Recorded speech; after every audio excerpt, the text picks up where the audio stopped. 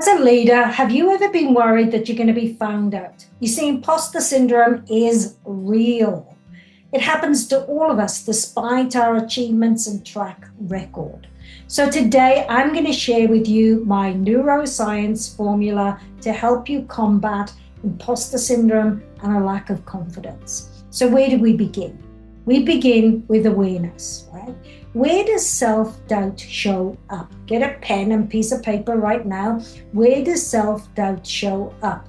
Is it when you're about to speak at a meeting? Is it when you're about to speak up about something really important? When does it show up?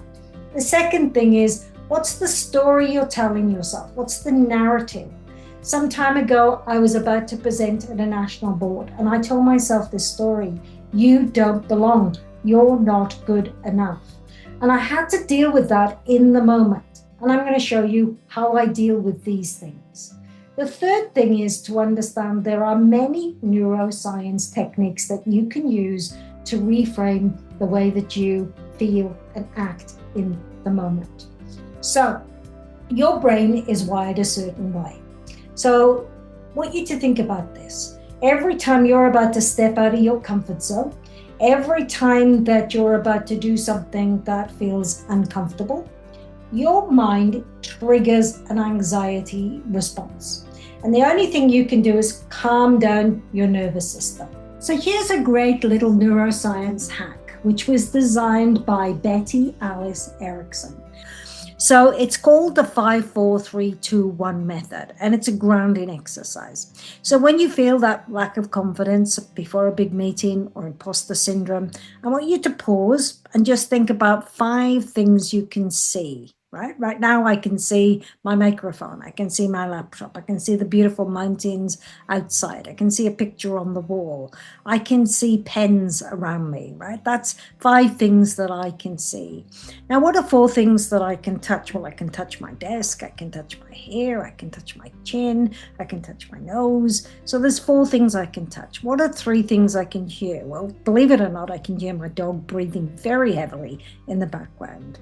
I can literally hear the sound and the hum of the computer, and I can hear the wind outside. Right now, what are 2 things that I can smell? I can smell. What are things I can smell? I can smell the incense in my room because it's really beautiful, and I've got a mint incense happening at the moment. And I can also smell the beautiful aroma of some cooking in the background. How beautiful is that? What is one thing I can taste? So I'm going to have to imagine that one, right? But one thing I can taste is that beautiful cup of coffee in the morning, that espresso. That just is beautiful, and I could do with one right now. So this is going to actually ground your presence and ground your nervous system, and it's going to calm you down. I feel calm already. I wonder if you do as well, but it's a great exercise to go through. So what's the outcome of this? Well, by practicing this, you're going to show up with presence and with authority, even when that inner critic is really loud, even when the stories you're telling yourself are really loud. So over time, those small shifts are going to rewire your mindset. And that's what happened for me. I practiced mindfulness and meditation for over 20, 30 years, right? And I really love it because I get grounded. And of course, breath work is really important. Pause is really important. But when it's really, really, really serious and my imposter syndrome kicked in, I'd use the 5-4-3-2-1 method. So here's a question for you. What's one situation where imposter syndrome holds you back? I want you to just reflect on that and write it down. Now then, here's some steps for you. Your micro actions. What actions are you going to take? Try the 5-4-3-2-1 method. It's a grounding exercise next time you feel that you lack confidence and imposter syndrome is kicked in.